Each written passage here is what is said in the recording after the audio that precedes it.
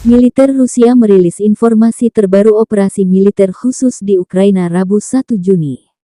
Juru bicara militer Rusia Majen Igor Konasenkov merilis pertahanan udara Rusia menembak jatuh satu pesawat Su-25 Angkatan Udara Ukraina di dekat Sergevka, Republik Rakyat Donetsk dan satu helikopter Mi-8 di dekat Kharkov pada siang hari.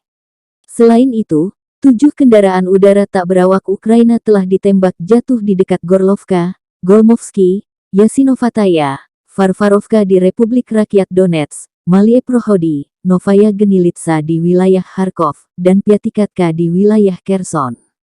Juga, 2 roket peluncur ganda Smerk Ukraina telah dicegat di dekat Malaya Kamisevaha dan Kamenka di wilayah Kharkov, kata Majen Igor dikutip Tribun Timur.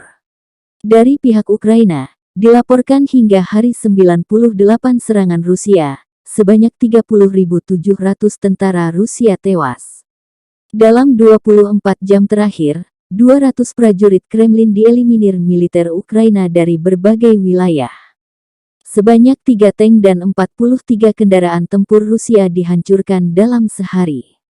Total 208 dan 173 helikopter, 1.361 tank Rusia hancur.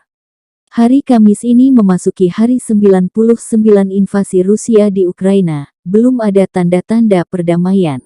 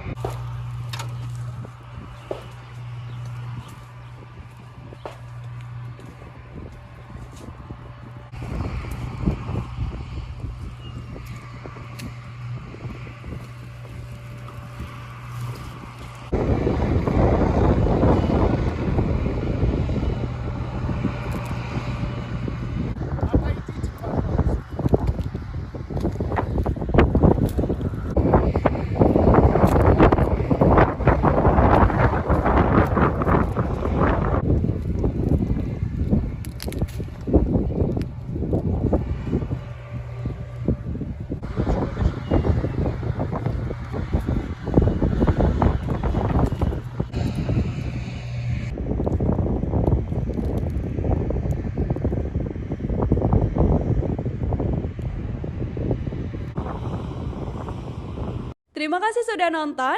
Jangan lupa like, subscribe, dan share ya.